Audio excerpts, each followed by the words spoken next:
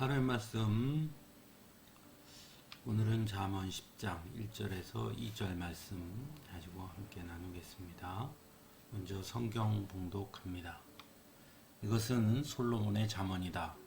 지혜로운 아들은 아버지를 기쁘게 하지만 미련한 아들은 어머니의 근심거리이다. 부정하게 모은 재물은 쓸모가 없지만 의리는 죽을 사람도 건져낸다. 아멘. 잠언이 처음 시작할 때 1장 1절에서 이미 이것은 다윗의 아들 이스라엘 왕 솔로몬의 잠언이다 라고 시작함에도 불구하고 10장에서 다시 이것은 솔로몬의 잠언이다 라고 확인하고 있습니다. 이것은 크게 두 가지 의미를 가진다고 할 수 있습니다.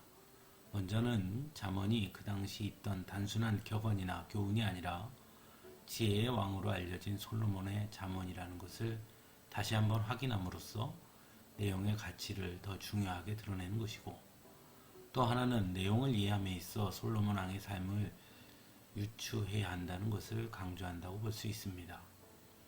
그런 의미에서 지혜로운 아들은 아버지를 기쁘게 하지만 미련한 아들은 어머니의 근심거리이다 라는 말씀을 이해함에 있어 솔로몬의 가정과 형제들을 생각하는 것이 큰 도움이 된다고 할 수 있습니다. 우리가 잘 아는 것처럼 다윗에게는 헤브론에서 6명의 부인을 통해 6명의 아들들, 그리고 예루살렘에서 또 다른 아내들을 취함으로 낳은 아들도 있습니다. 우리가 잘 아는 것처럼 첫째는 암논, 둘째는 길르압, 셋째는 압살롬, 넷째는 아도니아, 다섯째는 스바랴, 여섯째는 이드르람, 그 이후에 삼무아, 소밤, 나단, 솔로몬, 이팔, 엘리수아, 너벡, 야비야, 엘리사마, 엘리아다, 엘리벨벳 등 총 13명의 아들이 있었습니다. 그 중에 첫째 아들 암논은 이복 누이인 다말을 겁탈함으로 부모의 근심거리가 되었고, 이 일로 인해 다말의 오라버니이고 자신의 이복 동생인 압살롬에게 죽임을 당합니다. 또한 셋째인 압살롬은 암논을 죽인 후에 세력을 규합해 반역하여 자신의 아버지인 다윗을 쫓아내고 왕위를 찬탈합니다. 그런 압살롬이 죽임을 당하자 다윗은 너무나 큰 슬픔에 빠지게 됩니다. 즉, 아버지를 기쁘게 한 것이 아니라 슬프게 한 자녀가 되고 말았던 것입니다. 넷째인 아도니아는 형들이 죽자 당연히 아버지 다윗을 이어 자신이 왕이 될 것이라고 여겨 아버지의 죽음을 경건하고 숙연하게 받아들이지 못하고 오히려 축배를 들고 축하하는 행위를 함으로써 하나님으로부터 버림받게 됩니다. 그리고 결국 솔로몬이 다윗의 뒤를 이어 왕이 됩니다. 이러한 배경 속에서 지혜로운 아들은 아버지를 기쁘게 하지만 미련한 아들은 어머니의 근심거리라는 말씀은 더욱 크게 다가올 수밖에 없습니다. 또한 솔로몬은 지혜의 왕이기도 했지만 가장 부유한 왕이었습니다. 하지만 그 부유함이 결국 솔로몬을 무너지게 했음을 우리는 잘 압니다. 솔로몬의 부유함은 이방 민족의 신들을 받아들이고 그들의 신전을 지음으로부터 비롯된 부유함이었습니다.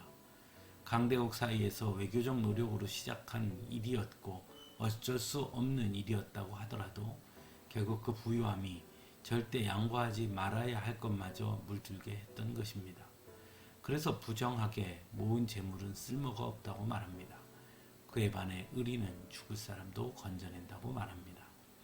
사랑하는 성도 여러분, 솔로몬의 형들이었던 암몬, 압살롬, 그리고 아도니아, 그리고 이스라엘 역사상 가장 부유했던 왕 솔로몬, 모두 결코 마지막이 아름답지 못했습니다. 그 이유는 그들이 눈앞에 보이는 이익을 쫓았기 때문입니다. 권력을 향한 욕심이 부모의 마음을 아프게 했습니다. 재물을 향한 탐욕이 하나님의 마음을 아프게 했습니다. 그리고 결국 가장 중요한 것들을 잃게 되었습니다. 그런 의미에서 우리는 오늘 말씀에서 우리에게 진정으로 중요한 것이 무엇인지, 우리의 우선순위가 무엇이 되어야 하는지를 다시 한번 깨닫게 됩니다.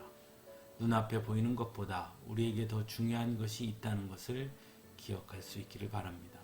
무엇보다 먼저 생각해야 하는 것이 있음 또한 분명히 기억할 수 있기를 바랍니다.